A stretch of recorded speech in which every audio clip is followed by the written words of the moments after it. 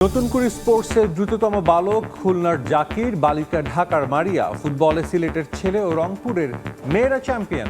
সুন্দর দেশ গড়তে নতুন প্রজন্মের সহযোগিতা চান প্রধানমন্ত্রী। তুমি যত শক্তভাবে নিজেকে গড়ে তুলতে পারবে, তুমি তোমার বাংলাদেশকে তত সুন্দরভাবে গড়ে তুলতে পারবে। সেপ্টেম্বরে মাঠে গড়াবে নতুন কুড়ির দ্বিতীয় আসর। হ্যান্ডবল ও টেবিল টেনিস সহ থাকবে 10 ডিসিপ্লিন। অনুশীলন সহ সব সুযোগ সুবিধা নিশ্চিত করবে সরকার। দল নিয়ে আক্ষেপ থাকলে অস্ট্রেলিয়ার বিপক্ষে আক্রমণাত্মক ক্রিকেট খেলতে চায় বাংলাদেশ। টপ অর্ডার নয়, 6 নম্বরের জন্য নেওয়া হয়েছে অমিত হাসানকে, বললেন প্রধান নির্বাচক। ত্রিদেশীয় সিরিজ খেলতে সাউথ আফ্রিকা গেল বাংলাদেশ ইমার্জিং ক্রিকেট দল। জয় পরাজয় ছাপিয়ে ভিন্ন কন্ডিশনে স্কিল ম্যানেজমেন্টকে গুরুত্ব দিচ্ছেন হেড কোচ। এবং কমনওয়েলথ গেমসের 100 মিটার স্প্রিন্টের হিটেই বাদ বাংলাদেশের দ্রুততম মানব ইমরানুর রহমান। বক্সিংয়ে শেষ 16 থেকে বিদায় যুক্তরাষ্ট্র প্রবাসী জিনাত ফেরদৌসের।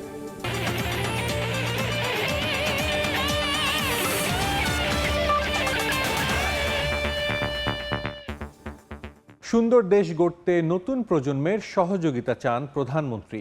খেলাধুলা ও সংস্কৃতি চর্চায় শিশু কিশোরদের সহযোগিতার ঘোষণা দেন সরকার প্রধান। নতুন করে স্পোর্টসের সমাপনী অনুষ্ঠানে বৃক্ষরোপণ ও চারপাশ পরিচ্ছন্ন রাখার পাশাপাশি শিক্ষার্থীদের জীবের প্রতি সদয় থাকার আহ্বান জানান প্রধানমন্ত্রী। মিজানুর রহমানের ক্যামেরায় আহমেদ সালেহিনের রিপোর্ট। শ্রাবণের মেঘ ভেদ করে গগনবিদারী আওয়াজ স্টেডিয়াম জুড়ে। সরকার প্রধানের আগমনে বনানীর আর্মি স্টেডিয়ামের গ্যালারি জুড়ে উচ্ছ্বাস। নতুন করে স্পোর্টস 2025-26-এর সমাপনী ও পুরস্কার বিতরণী অনুষ্ঠানে যোগ দিয়ে ক্ষুদে শিক্ষার্থী এবং প্রতিযোগীদের সঙ্গে শুভেচ্ছা বিনিময় করেন প্রধানমন্ত্রী তারেক রহমান। পরে মাঠে বসে শিশু কিশোরদের বিভিন্ন প্রতিযোগিতা উপভোগ করেন সরকার প্রধান। সঙ্গে ছিলেন বেশ কয়েকজন মন্ত্রী, প্রতিমন্ত্রী ও 3 বাহিনীর প্রধান। শুরু হয়ে গেল 100 মিটার।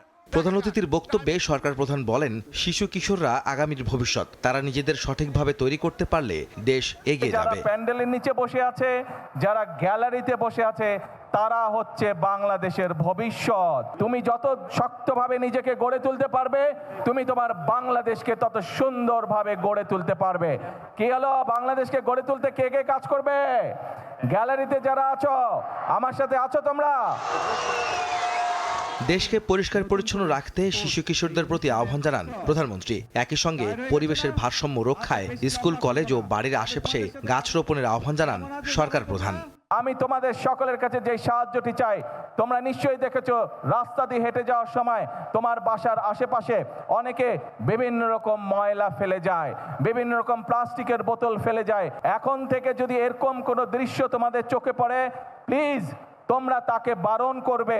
দরকার হলে সেই ময়লাটি তোমরা তুলে নিয়ে গিয়ে যেইখানে ময়লা ফেলার জায়গা নির্দিষ্ট, সেই জায়গায় ময়লা ফেলতে হবে। তোমার স্কুলের আশেপাশে হোক অথবা যেখানে তুমি সুবিধা মনে করো, সেইখানে একটি করে প্রতি বছর গাছ লাগাতে হবে। এই যে প্রকৃতির আল্লাহ দেওয়া বিভিন্ন জীবজন্তু, পশু পাখি, এদের যত্ন নেওয়ার আমরা চেষ্টা করব। লেখাপড়ার পাশাপাশি খেলাধুলা ও সংস্কৃতি চর্চা বাড়াতে পরামর্শ দেন প্রধানমন্ত্রী। দেশ ছাড়িয়ে আন্তর্জাতিক অঙ্গনেও শিশু কিশোরদের অবদান রাখতে আহ্বান জানান তারেক রহমান। সঠিকভাবে তোমাদেরকে গড়ে তুলতে হবে। তোমাদের দিকে বাংলাদেশের ভবিষ্যৎ তাকিয়ে আছে। ইনশাআল্লাহ আমাদের বাচ্চারা যাতে আগামী দিনে আন্তর্জাতিক পর্যায়ের মাঠে জিতে ট্রফি বাংলাদেশে নিয়ে আসতে পারে, এটাই হোক আজকে আমাদের প্রত্যাশা, এটাই হোক আজকে আমাদের আশা। খেলাধুলার পাশাপাশি যে কোনো ইভেন্টে কেউ আগ্রহী হলে সরকার সেই সব শিশু কিশোরদের সহযোগিতা করবে বলেও আশ্বাস দেন প্রধানমন্ত্রী। স্টেডিয়ামে সাধারণের উপস্থিতি আর মাঠে খেলোয়াড়দের প্রতিযোগিতার মনোভাবই প্রমাণ করে পৃথিবীতে খেলা পছন্দ করেন না এমন মানুষ খুঁজে পাওয়া যায়। আর সেই খেলায় যদি হয় জীবন ধারণের ভরসা, তবে পরিবার পাবে আর্থিক সচ্ছলতা। তাই প্রধানমন্ত্রী বলছেন, এই খেলাকে যারা পেশা হিসেবে বেছে নেবেন তাদেরকে সহযোগিতা করবে তার সরকার। তাই শিশু কিশোরদের লেখাপড়ার পাশাপাশি খেলার প্রতি মনোযোগী হওয়ার আহ্বান জানালেন সরকার প্রধান। আহমেদ সালেহিন, সময় সংবাদ, ঢাকা। নতুন করে স্পোর্টসের দ্রুততম বালক হলেন খুলনা অঞ্চলের জাকির হোসেন। আর দ্রুততম বালিকার খেতাব গেছে ঢাকা বিভাগের মারিয়ার পকেটে। বিকেলে আর্মি স্টেডিয়ামের ইভেন্টে সবাইকে পেছনে ফেলে নতুন কুড়ির প্রথম আসরে বাজিমাত করেন তারা। এর আগে বালক বিভাগের ফুটবলে চ্যাম্পিয়ন হয় সিলেট, আর বালিকা বিভাগে শিরোপা জিতেছে রংপুর অঞ্চল।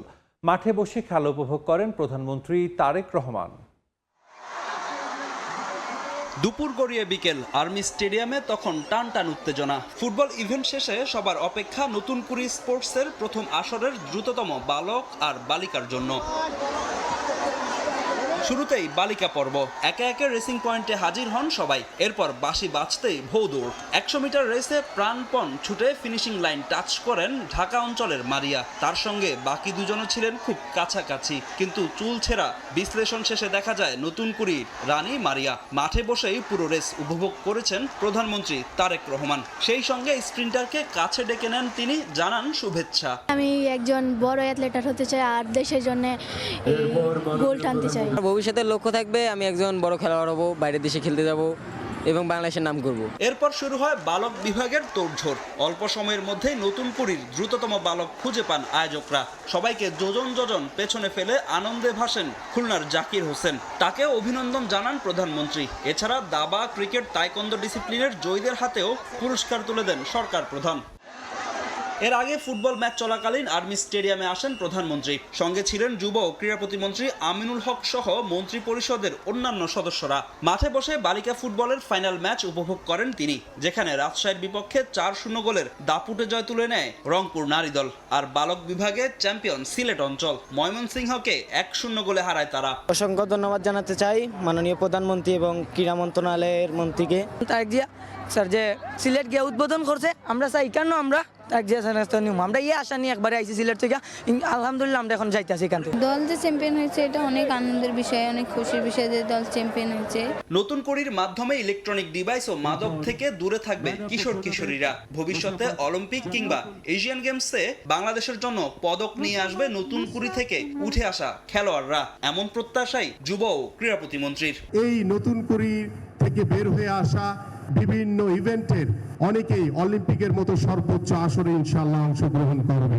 নতুন কুড়ি স্পোর্টসের আগামী আসরে বাড়ছে ইভেন্ট সংখ্যাও। সেই সঙ্গে ইউনিয়ন পর্যায় থেকেও করা হবে খেলোয়াড় অন্বেষণ। উপজেলা, জেলা, বিভাগীয় পর্যায় প্রায় 4 মাস প্রতিযোগিতার পর জাতীয় পর্যায়ে এসেছে এইসব অ্যাথলেটরা। তবে তাদের স্বপ্ন, এখানেই তারা থেমে থাকতে চান না। বাংলাদেশকে রিপ্রেজেন্ট করতে চান আন্তর্জাতিক মঞ্চে এবং অলিম্পিক, এশিয়ান গেমসের মতো মঞ্চে তারা গোল্ড মেডেল জিততে চান লাল সবুজের জন্য। ফাহিম ইসলাম, সময় সংবাদ, ঢাকা। নতুন করে দ্বিতীয় আসরে বাড়ছে ডিসিপ্লিনের সংখ্যা। সেপ্টেম্বরের প্রথম সপ্তাহে হ্যান্ডবল ও টেবিল টেনিস সহ 10 ডিসিপ্লিনে মাঠে গড়াবে প্রতিভাবান ক্রীড়াবিদদের তুলে আনার এই আসর। শুধু ফুটবল, ক্রিকেট নয়, সব ডিসিপ্লিনকে শক্তিশালী করতে কাজ করবে সরকার। অনুশীলন, কোচিং সহ সব ধরনের সুযোগ সুবিধা সমানভাবে নিশ্চিত করবে সরকার। নতুন কুড়ির মতো মঞ্চে অংশ নিয়ে নিজেদের মেলে ধরার সুযোগ পেয়ে গর্বিত ক্রীড়াবিদরা। ভবিষ্যতে অলিম্পিক, কমনওয়েলথ গেমসের মতো মঞ্চে দেশকে পদক উপহার দিতে চান তারা।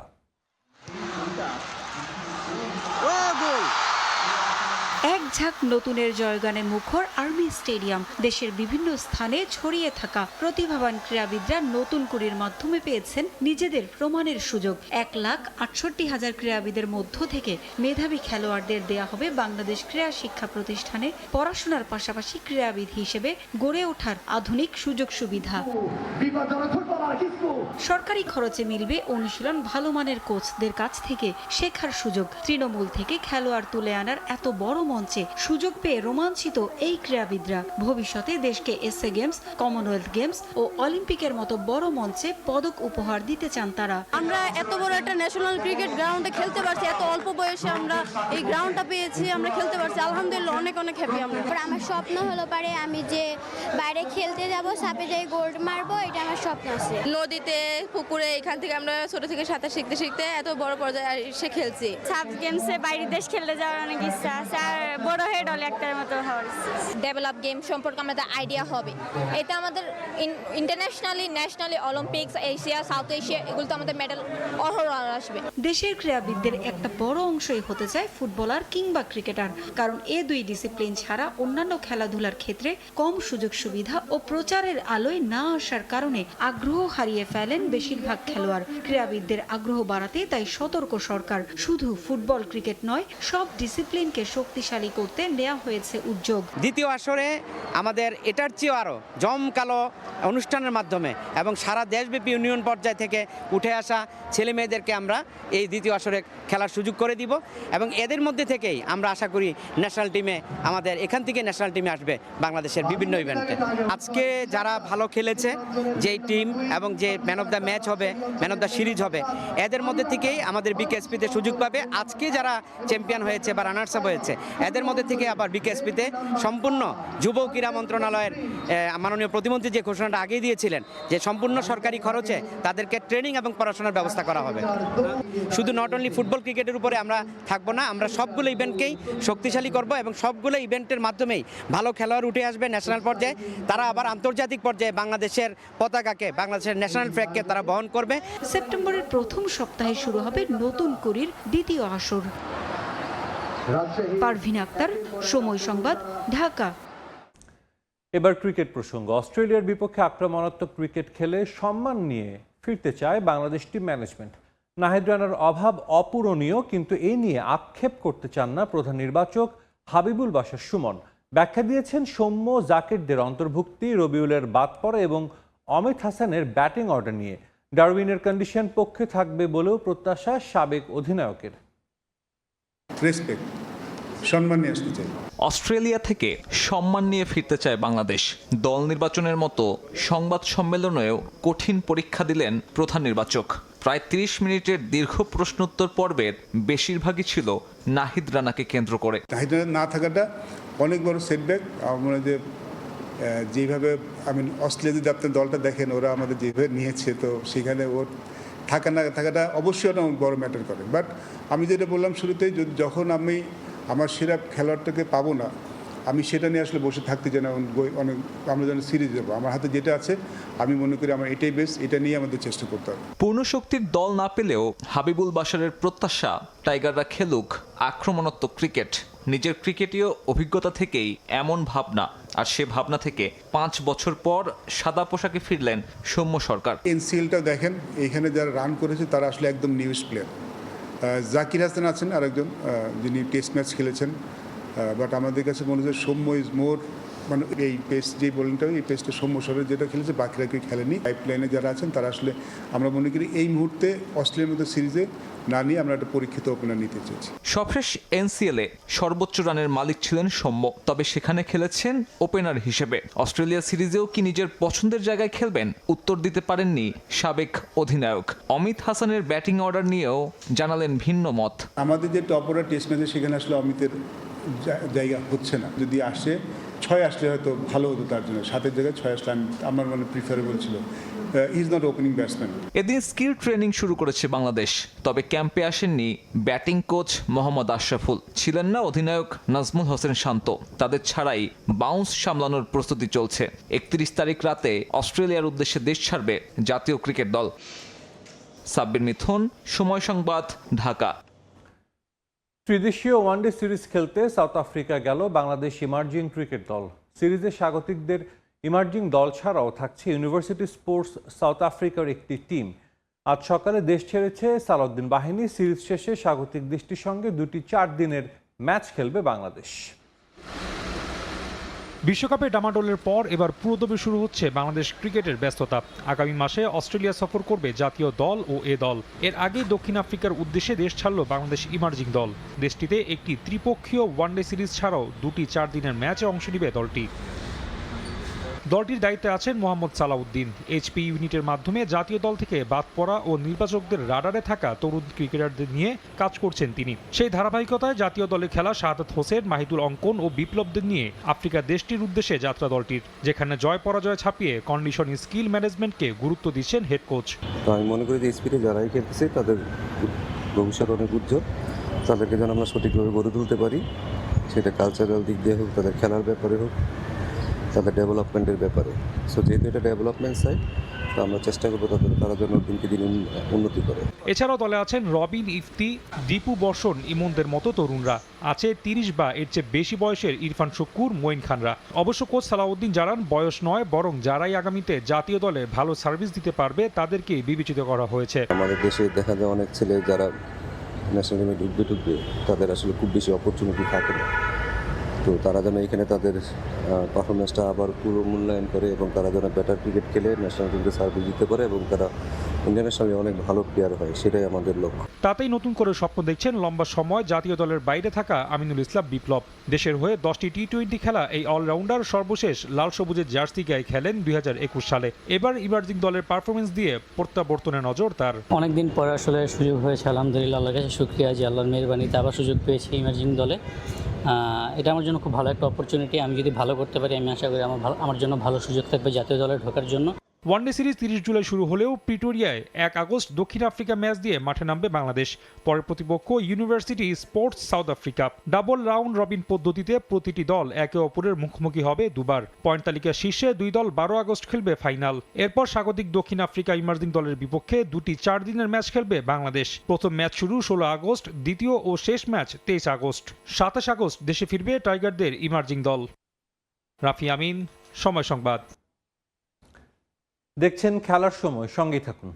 এর 15তম আসর বাংলাদেশে অনুষ্ঠিত হলেও পুরোপুরি আয়োজক সত্ত্ব পাচ্ছে না বাফুফে। বাংলাদেশ ফুটবল ফেডারেশন শুধু মাঠ প্রস্তুত করে দেবে বলে জানিয়েছেন বাফুফে গ্রাউন্ডস কমিটির সহ সভাপতি তাজওয়ার আউয়াল। জাতীয় স্টেডিয়ামের মতো সুযোগ সুবিধা অন্য কোথাও না থাকায় ম্যাচগুলো সেখানে আয়োজন করতে চান তারা। দক্ষিণ এশিয়ার বিশ্বকাপ খ্যাত সাফ চ্যাম্পিয়নশিপ বসছে বাংলাদেশে। 2018 সালের পর দক্ষিণ এশিয়ার শ্রেষ্ঠত্বের মঞ্চ ফিরেছে বাংলার মাটিতে। জমকালো আয়োজনের মধ্য দিয়ে মেগা ইভেন্টের 15তম আসরের লোগো উন্মোচিত হয়েছে ঢাকায়। ঘরের মাটিতে হামজা সমিতদের খেলা দেখতে মুখিয়ে রয়েছেন বাংলাদেশের ফুটবল ভক্তরা। সেই সঙ্গে 23 বছর ধরে শিরোপা না জেতার ক্ষুধা তো আছেই তাদের। 7 দেশের এই টুর্নামেন্টের স্বাগতিক বাংলাদেশ। কাগজে কলমে এই তকমা থাকলেও পুরো আয়োজনের নিয়ন্ত্রণ সাফ নিজের হাতেই রাখছে বলে জানান বাফুফে গ্রাউন্ডস কমিটির সহসভাপতি তাজওয়ার আওয়াল। এটা একটা বড় টুর্নামেন্ট হবে, একটা দিনে 2টা খেলা করে হবে। দর্শকদের জন্য এন্ট্রি, এক্সিট, সেফটি পুরো সাফের আন্ডারে। বাফুফকে যদি ওনারা রিকোয়েস্ট করে 100% বাফু ওনাদেরকে সাপোর্ট দিবে। সাফের কর্তাদের সঙ্গে সভা হয়েছে বাংলাদেশ ফুটবল ফেডারেশনের। আন্তর্জাতিক মান বজায় রাখতে টুর্নামেন্ট পরিচালনার বড় অংশই দেখভাল করবে সাফ। তবে বাফুফের মূল দায়িত্ব থাকবে মাঠ প্রস্তুত করা। আমরা খালি সাপোর্টিং পার্টনার। আমরা মেবি গ্রাউন্ডস রেডি করে দিব। আমরা মেবি যেদিন খেলা চলবে সেদিন, যেহেতু এটা একটা ফিফার খেলা হবে, ফিফার খেলার জন্য আমাদেরকে মেবি দায়িত্বটা দিবে মাঠ কন্ট্রোল করার জন্য। বাট বাকি যা ফেসিলিটি, দর্শকরা কি পাবে, টিকিট কোথেকে কিনবে, প্লাস ওদের গ্যালারিতে কি আয়োজন হবে, এগুলো কিন্তু সব সাফের আন্ডারে। জাতীয় স্টেডিয়ামে এশিয়ান কাপ বাছাইয়ের মতো বড় আসরের ম্যাচ আয়োজন করেছে বাফুফে। হামজা জামালদের বিগ ম্যাচগুলো আয়োজনের অভিজ্ঞতা রয়েছে তাদের। সাব জাতীয় স্টেডিয়ামে হলে বাফুফে সেই অভিজ্ঞতা কাজে লাগাতে চাই। ঢাকা মাঠে চ্যালেঞ্জগুলো ওভারকাম করেছি আমরা। ফার্স্ট গেম থেকে লাস্ট 5-6টা গেম যেটাই ছিল, আমাদের দর্শকরা আগ্রহ পেয়েছে যে না, আমাদের প্রত্যেকটা খেলা থেকে ইমপ্রুভমেন্ট ছিল। এন্ট্রি, এক্সিট, ফুড, তারপরে ওয়াটার, যে ফেসিলিটি আমরা দিয়েছি, তো আমরা আশা করি এটা আগামীতে যদি আমরা একটু অভিজ্ঞতা নিতে পারি অন্য বাইরের গ্রাউন্ডে, আমরা এটাও চেষ্টা করব। সফলভাবে এই আসর শেষ করতে পারলে ভবিষ্যতে আরও বড় আন্তর্জাতিক টুর্নামেন্ট আয়োজনের সুযোগও তৈরি হতে পারে বলে মনে করে বাফুফে। জিহাদুল হাসান, সময় সংবাদ, ঢাকা। খেলার সময় আরও থাকছে। আর্জেন্টিনার সহকারী কোচকে মিথ্যাবাদী আখ্যা দিলেন স্পেনের দানি অলমো। ফাইনাল শেষে স্প্যানিশ ফুটবলারদের ওপর চড়াও হওয়া নিয়ে রবার্তো আয়ালার বক্তব্যকে ভিত্তিহীন দাবি। আবারও হতাশ করলেন ইমরানুর রহমান। কমনওয়েলথ গেমসের 100 মিটার স্প্রিন্টে হিটেই বাদ পড়েছেন বাংলাদেশের দ্রুততম মানব। হিটে মোট অংশ নিয়েছিলেন 73 জন স্প্রিন্টার, তাদের মধ্য থেকে 27তম হয়েছেন ইমরানুর। এছাড়াও বক্সিংয়ে শেষ 16 থেকে বিদায় নিয়েছেন যুক্তরাষ্ট্র প্রবাসী জিনাত ফেরদৌস। জাতীয় অ্যাথলেটিক্সের সঙ্গে আন্তর্জাতিক পর্যায়ের পার্থক্য বিস্তর, আর তাই মাস দুয়েক আগে দ্রুততম মানবের খেতাব জিতলেও ইমরানুরকে ঘিরে খুব একটা প্রত্যাশা ছিল না কমনওয়েলথ গেমসে। সেটা তার 10.58 সেকেন্ড টাইমিংয়ের জন্য। তারপরও আলোচনা আর সম্ভাবনা ছিল, কেননা এই ইমরানুরই 2023 London Newham and Essex Beagles outdoor সিরিজে 100 মিটার স্প্রিন্ট শেষ করেছিলেন 10.11 সেকেন্ড সময় নিয়ে। স্কটল্যান্ডের গ্লাসগোর স্কটসটাউনে এদিন শুরুটা বেশ ভালোই করেন ইমরানুর। নিজের গ্রুপে 6 জনের হিটে এগিয়েও ছিলেন বেশ খানিকটা সময়, কিন্তু মাঝ পথে এসে ছন্দপতন। শেষ পর্যন্ত তৃতীয় হয়ে ফিনিশিং লাইন টাচ করেন তিনি। এজন্য সময় নিয়েছেন 10.39 সেকেন্ড। নিজের গ্রুপে থার্ড পজিশনে থাকলেও মোট 73 জনের মধ্যে দেশের দ্রুততম মানব জায়গা করেছেন 27 নম্বরে। ফলে চূড়ান্ত পর্বের আগেই শেষ হয় তার কমনওয়েলথ মিশন। গ্লাসগো কমনওয়েলথে 100 মিটার স্প্রিন্টে সেমিফাইনালের টিকিট পেয়েছেন মোট 17 জন, যাদের মধ্যে সবার শেষে জায়গা হয়েছে অস্ট্রেলিয়ার রোজান ব্রাউনিংয়ের। তিনি সময় নিয়েছিলেন 10.24 সেকেন্ড, যার মানে দাঁড়ায় ইমরানুরের টাইমিং তার চেয়েও বেশ খানিকটা পিছিয়ে। ট্র্যাক অ্যান্ড ফিল্ডে এখন পর্যন্ত বাংলাদেশের হয়ে সেরা সফলতা ধরা দিয়েছে ইমরানুরের হাত ধরেই। 2023 সালে এশিয়ান ইনডোর অ্যাথলেটিক্সে স্বর্ণ পদক জেতেন তিনি। তবে এর পরের গল্পটা হারিয়ে যাওয়ার। ইনজুরি সহ নানা কারণে নিজেকে হারিয়ে ফেলেন তিনি, যদিও সবশেষ জাতীয় অ্যাথলেটিক্সে আভাস দিয়েছিলেন ছন্দে ফেরার। এদিকে ইমরানুরের মতো হতাশ করেছেন যুক্তরাষ্ট্র প্রবাসী বক্সার জিনাত ফেরদৌস। 51 কেজি ওজন ক্যাটাগরিতে আইরিশ বক্সার কেটলিন ফ্রায়ার্সের কাছে তিনি হেরেছেন 5-0 পয়েন্টে। একই ইভেন্টে আশার আলো দেখাচ্ছেন রাকিব হোসেন। 55 কেজি ওজন ক্যাটাগরিতে তিনি জায়গা করেছেন কোয়ার্টার ফাইনালে। এবারের কমনওয়েলথ গেমসে অ্যাথলেটিক্স, সাঁতার, বক্সিং ও জিমন্যাস্টিক্স এই 4 ডিসিপ্লিনে প্রতিনিধিত্ব করছে বাংলাদেশ। এস.এম. ইকবাল, সময় সংবাদ। দেখছেন খেলার সময়, সঙ্গেই থাকুন। বিশ্বকাপ শেষ হলেও বিতর্কের বাঁশি এখনো থামেনি। রেফারিং, ভিসা জটিলতা, শাস্তি বিতর্ক থেকে শুরু করে বর্ণবাদের অভিযোগ, সব সমালোচনার জবাবে এবার সরাসরি মুখ খুললেন ফিফা সভাপতি জিয়ান্নি ইনফান্তিনো। সমালোচকদের উদ্দেশ্যে ইনফান্তিনো বলেন, ভুয়া খবর না ছড়িয়ে ফুটবল উপভোগ করুন। Welcome to the coaches, welcome to the teams, welcome to the greatest show on earth. FIFA বিশ্বকাপ শেষ হয়েছে মাত্র কয়েকদিন আগে, তবে ট্রফি উঠলেও থামেনি বিতর্ক। বরং বিশ্বকাপ পরবর্তী আলোচনা এখন ঘুরছে মাঠের বাইরের নানা ইস্যু ঘিরে। এই পরিস্থিতিতে সামাজিক যোগাযোগ মাধ্যমে 15 স্লাইডের দীর্ঘ এক বার্তা প্রকাশ করেছেন ফিফা সভাপতি জিয়ান্নি ইনফান্তিনো। পরে সেটি ফিফার অফিসিয়াল প্ল্যাটফর্ম থেকেও শেয়ার করা হয়। সমালোচকদের উদ্দেশ্যে ইনফান্তিনোর আহ্বান, মিথ্যা খবর বা ঘৃণা ছড়ানোর বদলে ধ্যান করুন, প্রার্থনা করুন কিংবা ফুটবল উপভোগ করুন। তার দাবি, এবারের বিশ্বকাপ ছিল শতভাগ নিরাপদ এবং পুরো টুর্নামেন্টে কোনো সহিংসতার ঘটনা ঘটেনি। বিশেষভাবে তিনি তুলে ধরেছেন ইরানের অংশগ্রহণের বিষয়টি। যুক্তরাষ্ট্রের সঙ্গে রাজনৈতিক টানাপোড়েন থাকা সত্ত্বেও ইরানের বিশ্বকাপে খেলা ফিফার বড় সাফল্য বলে মনে করেন তিনি। ইনফান্তিনোর ভাষায়, ফুটবল দুই দেশের মধ্যে একটি সেতু বন্ধন তৈরি করেছে। তবে ফিফা সভাপতির এই বক্তব্যের সঙ্গে একমত নন অনেকেই।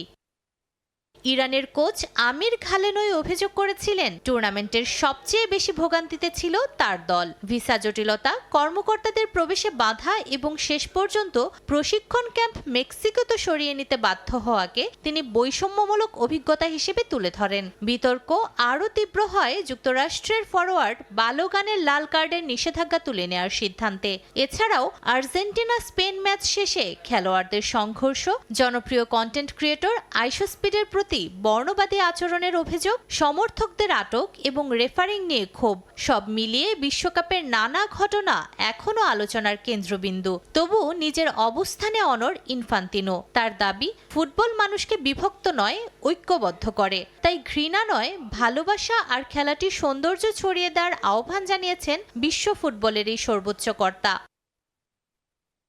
আপনারা সমালোচনা আর ঘৃণায় এতটাই ব্যস্ত ছিলেন যে ভালো দিকগুলো দেখতে পাননি।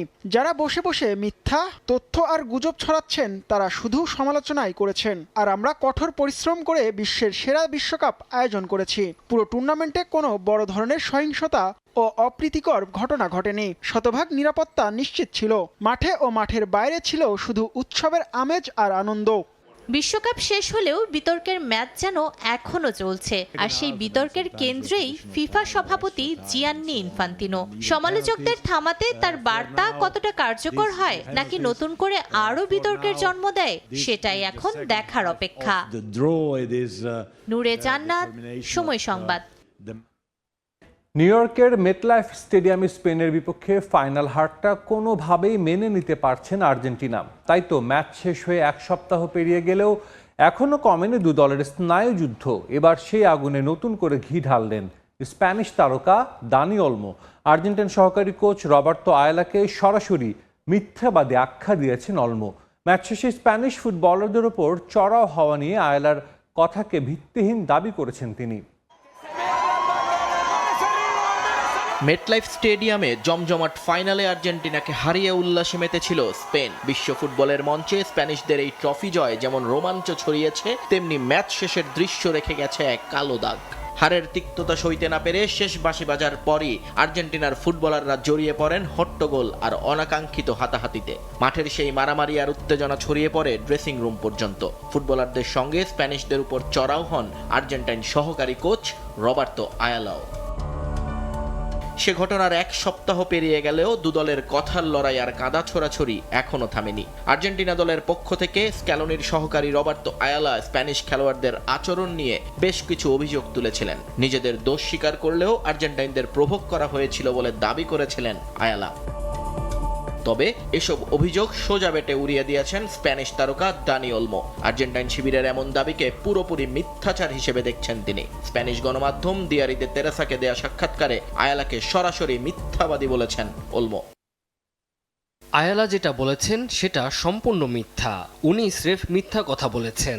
আমরা মাঠের ভেতরে বা বাইরে কখনোই সেরকম কিছু বলিনি বা করিনি। হারটা ঢাকতেই হয়তো তারা এইসব গল্প সাজাচ্ছে। মেটলাইফ স্টেডিয়ামে বিশ্বসেরার মুকুট ছিনিয়ে নিয়ে স্পেন যখন নতুন রাজত্ব শুরু করেছে, তখন অন্যদিকে হারের চরম হতাশার ক্ষোভে ফুঁসছে আর্জেন্টাইন সমর্থক থেকে ফুটবলার, কোচ সবাই। নিজেদের ব্যর্থতা ঢাকতে নানাভাবে অন্যের উপর দোষ চাপিয়ে বাঁচার চেষ্টা করছেন তারা। ধারণা করা হচ্ছে দুই দলের এই শত্রুতার টানাপোড়েন দীর্ঘস্থায়ী হতে চলেছে আরও অনেকটা। নিয়ন মোহাইমিন, সময় সংবাদ। বিশ্বকাপের মঞ্চে স্বপ্নভঙ্গের আক্ষেপ কেটে গেলেও রেশ রয়ে গেছে আর্জেন্টিনা সমর্থকদের হৃদয়ে। ফাইনালের চরম নাটকীয় হারের পর এতদিন নীরব ছিলেন আর্জেন্টিনা কোচ লিওনেল স্কালোনি। অবশেষে নীরবতা ভাঙলেন তিনি। সামাজিক মাধ্যমে নিজের কোচিং স্টাফদের সঙ্গে একটি ছবি পোস্ট করে অত্যন্ত আবেগঘন এক বার্তা দিয়েছেন স্কালোনি। ঘটনাটা ঘটে গেছে আরও এক সপ্তাহ আগে, কিন্তু আক্ষেপ ফুরালেও তার রেশ কাটেনি। চারদিকে নানামুখী আলোচনা হলেও সেই ঘটনার মূল কুশীলব হয়েও এতদিন চুপ ছিলেন লিওনেল স্ক্যালোনি। অবশেষে নীরবতা ভাঙলেন আর্জেন্টাইন কোচ। নিজের ইনস্টা অ্যাকাউন্টে ছবি পোস্ট করে নিজের অনুভূতি প্রকাশ করলেন দারুণ এক বার্তায়। কান্নার হাসি, কান্নার স্বস্তি। একটা সপ্তাহ আবেগ আর যন্ত্রণার যে দোলাচলের মধ্য দিয়ে গেছেন তা তুলে ধরতেই এই দীর্ঘ সামাজিক মাধ্যম বার্তা। আর্জেন্টিনা ফুটবলের রূপকার লিওনেল স্ক্যালোনি বিশ্বকাপ হাতছাড়ার পর এই প্রথম প্রকাশ্যে নিজের মনের কথা প্রকাশ করলেন। খুব একটা সামাজিক মাধ্যমে সক্রিয় না থাকলেও সমর্থকদের সঙ্গে সরাসরি যুক্ত হতেই তিনি বেছে নিলেন এই মাধ্যমকে।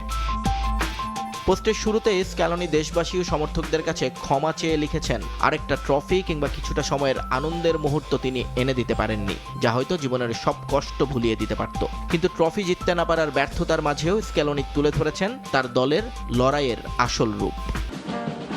স্ক্যালোনির মতে কঠিন সময়েও হাল না ছাড়া, সব শক্তি শেষ হয়ে যাওয়ার পরও চেষ্টা চালিয়ে যাওয়া, অহেতুক সমালোচনার মুখে ধৈর্য ধরা, আর যখন পার মগজের কথা শুনতে চায় না তখনও সামনে এগিয়ে যাওয়াটাই আসল জয়। তার ভাষায় এই দলটার হার না মানা মানসিকতা এবং সর্বাত্মক চেষ্টাই হলো আর্জেন্টিনার সত্যিকারের ট্রফি। নিজেদের এই দলকে নিয়ে তিনি স্ত্রীর সঙ্গে আলাপে যোদ্ধা বলে অভিহিত করতেন সবাইকে। মাঠের ভেতরে এবং পেছনে যারা নীরবে কাজ করে গেছেন সেই কোচিং স্টাফ, খেলোয়াড় এবং ফেডারেশন কর্মকর্তা থেকে শুরু করে প্রতিটি সমর্থকের প্রতি তিনি ব্যক্ত করেছেন গভীর কৃতজ্ঞতা। পোস্টের শেষ অংশে নিজের স্বভাবসুলভ হাসিমুখ আর বন্ধুত্বের বার্তা দিয়ে স্ক্যালোনি যোগ করেন যে মানুষের একজন আর্জেন্টাইন বন্ধু আছে, তার কাছে একটা মহামূল্যবান রত্ন আছে। ট্রফি না পাওয়ার আক্ষেপটা এভাবেই হয়তো ভুলে যাওয়ার একটা চেষ্টা করে গেলেন আর্জেন্টিনার সফলতম এই কোচ। নিয়ন মোহাইমিন, সময় সংবাদ। শিরোপা জিততে না পারায় বেশি কষ্ট পাচ্ছেন এমবাপে। স্বপ্ন পূরণ করতে না পারায় লেস ব্লুজ সমর্থকদের কাছে ক্ষমা চাইলেন বিশ্বকাপের গোল্ডেন বুট জয়ী এই ফুটবলার। বিশ্বকাপ শেষ, ফাইনাল খেলতে না পারার আক্ষেপের সঙ্গে তৃতীয় স্থান নির্ধারণী ম্যাচে হার, এসব ভুলতে গার্লফ্রেন্ডকে নিয়ে অবকাশ যাপন করছেন কিলিয়ান এমবাপ্পে। এরপরও হ্যাটট্রিক ফাইনাল খেলতে না পারার কষ্টটা কিছুতেই ভুলতে পারছেন না ফরাসি তারকা। এবারের বিশ্বকাপে লিওনেল মেসির আলোতে কিছুটা কম আলোচনায় ছিলেন এমবাপ্পে। সর্বোচ্চ 10 গোল ও 4 অ্যাসিস্ট করেও ফাইনালের আগ পর্যন্ত গোল্ডেন বুট নিয়ে শঙ্কায় ছিলেন কিলিয়ানো, কিন্তু শেষ পর্যন্ত তার হাতেই ওঠে আসরের সেরার স্বীকৃতি। আছেন ব্যালন ডিওরের তালিকাতেও। এমন অর্জনের কৃতিত্ব সতীর্থদের দিলেন ফরাসি তারকা। সতীর্থদের প্রতি কৃতজ্ঞতা। শুরু থেকে শেষ পর্যন্ত তাদের রান, পাস কিংবা টিম স্পিরিট ছাড়া এতগুলো গোল করা সম্ভব হতো না। আমার সর্বোচ্চ গোলের জন্য তারাও সমান ক্রেডিট পাবে। ছোটবেলায় স্বপ্ন দেখতাম অন্তত একবার বিশ্বকাপ খেলার। আমি ভাগ্যবান যে 3 বার বিশ্বকাপ খেলেছি, একবার চ্যাম্পিয়নও হয়েছি, আর এবার অধিনায়ক হিসেবে খেললাম, যা আমার কাছে স্মরণীয় হয়ে থাকবে। তবে ব্যক্তিগত অর্জন পুরোপুরি সন্তুষ্ট করতে পারেনি এমবাপ্পেকে। বিশ্বকাপের মঞ্চে তার প্রথম নেতৃত্বে এত ভালো দল নিয়ে ফাইনাল খেলতে না পারার আক্ষেপ বহুদিন থাকবে ফরাসি তারকার। ট্রফিটা নিয়ে ফিরতে পারিনি আমরা, এটা আমাকে অনেক দিন কষ্ট দেবে। ফুটবল এমন একটা খেলা যা আমরা খুবই গুরুত্বের সঙ্গে খেলি। এখানে নিয়মটা সাধারণ, বলটা নাও, লক্ষ্য স্থির করো আর গোলের জন্য চেষ্টা করো। এই খেলাটা আমাদের গভীরভাবে আবেগতাড়িত করে। এবারের ফ্রান্সকে নিয়ে শিরোপা জয়ের স্বপ্ন দেখেছিল সমর্থকরাও। মাঠে বসে কিংবা টিভির পর্দায় গলা ফাটিয়ে দলকে সমর্থন দিয়েছেন লেস ব্লুজ ভক্তরা, কিন্তু তাদের স্বপ্ন পূরণ করতে না পারায় এবার ক্ষমা চাইলেন কিলিয়ান। সময়ের ব্যবধানের কারণে আপনারা অনেকেই নির্ঘুম রাত কাটিয়েছেন। ফ্রান্সে কিংবা পৃথিবীর অন্য এক প্রান্তে বাসায় পরিবারের সঙ্গে কিংবা বাইরে বন্ধুদের সঙ্গে খেলা দেখেছেন। পতাকা কাঁধে নিয়ে অনেকে স্টেডিয়ামে আমাদের সমর্থন জানিয়েছেন। শুধু মাঠের 11 জন নয়, লাখ লাখ সমর্থকের একই রকম রোমাঞ্চ ছিল। এমবাপ্পের তার চেয়ে বড় কষ্ট প্রিয় কোচ দিদিয়ের দেশমের বিদায়ী আসরে মনে রাখার মতো অর্জন এনে দিতে না পারার। তার হাত ধরেই এত খ্যাতি ফরাসি তারকার। 18তে বিশ্বকাপ জেতানো, কাতারে ফাইনাল খেলা, এত কিছুর জন্য প্রিয় কোচের প্রতি কৃতজ্ঞ এমবাপ্পে। দিদিয়েরকে আমি সব বলেছি, তাকে এবং তার স্টাফদের ধন্যবাদ। কারো সহযোগিতা ছাড়া এটা সম্ভব ছিল না। ফ্রান্সে দিদিয়ের দেশমের অধ্যায় শেষ, নতুন কোচের দৌড়ে এগিয়ে জিদান। তাকে শুভকামনা জানিয়েছেন এমবাপ্পে। তামিম হোসেন, সময় সংবাদ। সব ধরনের ফুটবল থেকে সরে দাঁড়ালেন আর্জেন্টিনার জন্য অপয়া রেফারি স্লাভকো ভিনচিচ। এবারের বিশ্বকাপে আর্জেন্টিনা স্পেন ফাইনালে রেফারিং বিতর্কের মাঝে এমন সিদ্ধান্ত নিলেন স্লোভেনিয়ার এই 46 বছর বয়সী রেফারি। 2022 কাতার বিশ্বকাপে যার অভিষেক হয়েছিল এবং অভিষেক ম্যাচেই সৌদির কাছে হেরেছিল মেসিরা। তবে সমালোচনা থাকলেও এবারের আসরে তাকেই সেরা বলছে ফিফা, আর তার অবসরের বিষয়টি বিবৃতি দিয়ে নিশ্চিত করেছে স্লোভেনিয়া ফুটবল অ্যাসোসিয়েশন। এই কান্না ছিল বিশ্বকাপ ফাইনালের দায়িত্ব পাওয়ার আনন্দের, কিন্তু ফাইনাল শেষে এই দায়িত্বটাই রূপ নেয় বিষাদে। প্রতিনিয়তই সোশ্যাল মিডিয়ায় হতে হয়েছে নানা বুলিংয়ের শিকার। এবার ক্যারিয়ারের সবচেয়ে বড় সিদ্ধান্তটা নিয়ে ফেললেন আর্জেন্টিনার জন্য অপয়া রেফারি স্লাভকো ভিনচিচ। এবারের বিশ্বকাপের সবচেয়ে বেশি আলোচনা ছিল রেফারিং বিতর্ক, বিশেষ করে আর্জেন্টিনার ম্যাচগুলো নিয়ে। প্রায় প্রতিটা ম্যাচে আর্জেন্টিনার রেফারির সুবিধা পেয়েছে বলে আছে অভিযোগ। তবে ফাইনালে হয়েছে ঠিক উল্টো। মেসির দল কার্ড খেয়েছে এই আসরে তাদের বাকি সব ম্যাচের মধ্যে সর্বোচ্চ 5 হলুদ কার্ডের সঙ্গে এনজোর লাল কার্ড। 10 জনের দলকে হারানোর সঙ্গে বড় লজ্জাও দিয়েছে স্পেন। ব্যাক টু ব্যাক শিরোপা জয়ের স্বপ্ন ভঙ্গের পর স্লোভেনিয়ার রেফারির ওপর ক্ষোভ ঝাড়তে থাকেন আর্জেন্টাইনরা সোশ্যাল মিডিয়ায়, যা এখনও অব্যাহত। এমন পরিস্থিতিতে এবার রেফারিং ছেড়ে দেওয়ার মতো কঠিন সিদ্ধান্ত নিলেন 46 বছর বয়সী স্লাভকো ভিনচিচ। তবে ঠিক কী কারণে এমন সিদ্ধান্ত নিলেন তা খোলাসা করেননি অভিজ্ঞ এই রেফারি। তার অবসরের বিষয়টি নিশ্চিত করেছে স্লোভেনিয়া ফুটবল অ্যাসোসিয়েশন। বিবৃতিতে জানায়, ফুটবলের সর্বোচ্চ পর্যায়ে রেফারিং করে এখন আনুষ্ঠানিকভাবে ক্যারিয়ারের সমাপ্তি টানলেন ভিনচিচ। এর আগে বিশ্বকাপের মঞ্চে তার অভিষেক হয়েছিল 2022 সালে কাতার বিশ্বকাপে আর্জেন্টিনা সৌদি ম্যাচে। সেই হারের পর এবারের বিশ্বকাপেও তার অধীনে লজ্জা সঙ্গী হলো মেসিদের। গ্রুপ পর্বে ব্রাজিল, মরক্কো সহ এবারের বিশ্বকাপে মোট 4 ম্যাচে দায়িত্ব পালন করেন ভিনচিচ। ইকুয়েডর মেক্সিকো ম্যাচে ফিফার নতুন নিয়মে মুখ ঢেকে কথা বলার কারণে পিয়েরো ফিনকাফিয়াকে লাল কার্ড দেন এই রেফারি। তবে সবচেয়ে বড় বিতর্কে পড়তে হয় আসরের ফাইনাল নিয়ে, যদিও এই ভিনচিচকেই আসরের সেরার খেতাব দেয় ফিফা। এছাড়া ইতালিয়ান রেফারিজ অ্যাসোসিয়েশন বিশ্বের অন্যতম সেরা রেফারির স্বীকৃতি দেয় তাকে। 2014 ইউরোতে ফ্রান্স স্পেন সেমিফাইনালে দায়িত্ব পালন করেন ভিনচিস।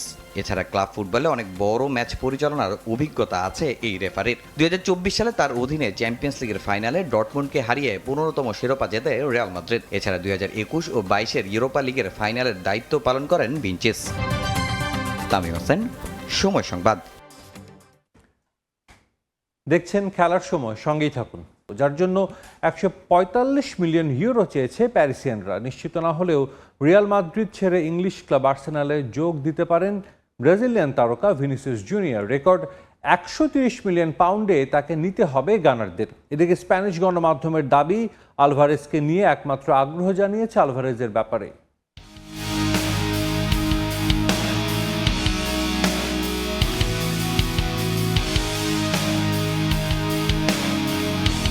বিশ্বকাপের আমেজ শেষ না হতেই সরগরম ক্লাব ফুটবলের দলবদলের বাজার। স্কোয়াড শক্তিশালী করতে একের পর এক বড় নামের পেছনে ছুটছে দলগুলো, যেখানে জোরে সোরে শোনা যাচ্ছে আর্সেনালের নাম, পিছিয়ে নেই অন্য দলগুলো। বিশ্বকাপ জুড়ে দারুণ ছন্দ দেখিয়েছেন ফরাসি তারকা ব্র্যাডলি বারকোলা। পিএসজির হয়ে জিতেছেন চ্যাম্পিয়ন্স লিগ ও লিগ ওয়ান শিরোপা, যদিও বিশ্বকাপে বিদায় নিতে হয়েছে সেমিফাইনাল থেকে। ক্লাব ফুটবলে তাকে নিয়ে কাড়াকাড়ি দলগুলোর। পিএসজির সঙ্গে চুক্তির মেয়াদ বাড়াচ্ছেন না অনেকটাই নিশ্চিত এই ফরওয়ার্ডকে পেতে মরিয়া লিভারপুল, যদিও তাকে ছাড়তে 145 মিলিয়ন ইউরো দাবি করেছে পিএসজি। তাকে পেতে হলে মোটা অঙ্কের টাকা খরচ করতে হবে ক্লাবগুলোকে। দলবদলের বাজারে আরেক বড় নাম ব্রাজিলিয়ান তারকা Vinicius junior. Real Madrid winger জানিয়ে দিয়েছেন চুক্তি নবায়ন করবেন না মাদ্রিদিস্তাদের সঙ্গে, তাই তাকে পেতে চায় ইংলিশ ক্লাব আর্সেনাল। তবে তাকে পেতে হলে রেকর্ড মূল্য গুনতে হবে গানারদের। গেল গ্রীষ্মকালীন মৌসুমে আলেকজান্ডার ইসাকের 125 মিলিয়ন পাউন্ডের রেকর্ডও ভাঙতে হবে, কারণ তার ট্রান্সফার ফি ধরা হয়েছে প্রায় 130 মিলিয়ন পাউন্ড। যদিও এখনও বিষয়গুলো আলোচনার মাঝেই সীমাবদ্ধ, তবে সান্তিয়াগো বার্নাবু ছাড়ছেন এই ব্রাজিলিয়ান, সেটা অনেকটাই নিশ্চিত। বিশ্বকাপ শুরুর আগে থেকেই দলবদলের বাজারে আলোচনায় আর্জেন্টাইন তারকা হুলিয়ান আলভারেজ। আতলেটিকো মাদ্রিদ ছাড়তে চাইছেন এই তারকা। আলবিসেলেস্তে তারকাকে পেতে উঠে পড়ে লেগেছে বার্সেলোনা, যদিও স্প্যানিশ গণমাধ্যম দাবি করছে একমাত্র আর্সেনালই চাইছে তাকে দলে পেতে। যদিও শেষ পর্যন্ত ক্লাবের সঙ্গে বনিবনা না হলে সুযোগ হবে না ক্লাব ছাড়ার। লিভারপুলের সঙ্গে দীর্ঘদিনের সম্পর্ক ছিন্ন করেছেন মিশরীয় তারকা মোহাম্মদ সালাহ। বর্তমানে ফ্রি এজেন্ট তিনি। তুরস্কের ক্লাব বেসিকতাস এরই মধ্যে সাইনিং মানি হিসেবে 22 মিলিয়ন ইউরো অফার করেছে, যদিও তাতে এই মিশরীয় রাজি কিনা সেটা এখনও নিশ্চিত নয়। চূড়ান্ত সিদ্ধান্তের অপেক্ষায় ক্লাবটি। তারেক হাসান শিমুল, সময় সংবাদ। এ পর্যায়ে খেলার সময় শীর্ষ সংবাদ জানিয়ে দিচ্ছে আরেকবার। 100 মিটার স্প্রিন্ট এবং চমৎকারভাবে তিনি ফার্স্ট হয়ে গেলেন আজকের দ্রুততম 100 মিটারের। নতুন করে স্পোর্টসের দ্রুততম বালক খুলনার জাকির, বালিকা ঢাকার মারিয়া। ফুটবলের সিলেটের ছেলে ও রংপুরের মেয়েরা চ্যাম্পিয়ন। সুন্দর দেশ গড়তে নতুন প্রজন্মের সহযোগিতা চান প্রধানমন্ত্রী। তুমি যত শক্তভাবে নিজেকে গড়ে তুলতে পারবে, তুমি তোমার বাংলাদেশকে তত সুন্দরভাবে গড়ে তুলতে পারবে। সেপ্টেম্বরে মাঠে গড়াবে নতুন কুড়ির দ্বিতীয় আসর। হ্যান্ডবল ও টেবিল টেনিস সহ থাকবে 10 ডিসিপ্লিন। অনুশীলন সহ সব সুযোগ সুবিধা নিশ্চিত করবে সরকার। এবং দল নিয়ে আক্ষেপ থাকলেও অস্ট্রেলিয়ার বিপক্ষে আক্রমণাত্মক ক্রিকেট খেলতে চায় বাংলাদেশ। টপ অর্ডার নয়, 6 নম্বরের জন্য নেওয়া হয়েছে অমিত হাসানকে, বললেন প্রধান নির্বাচক।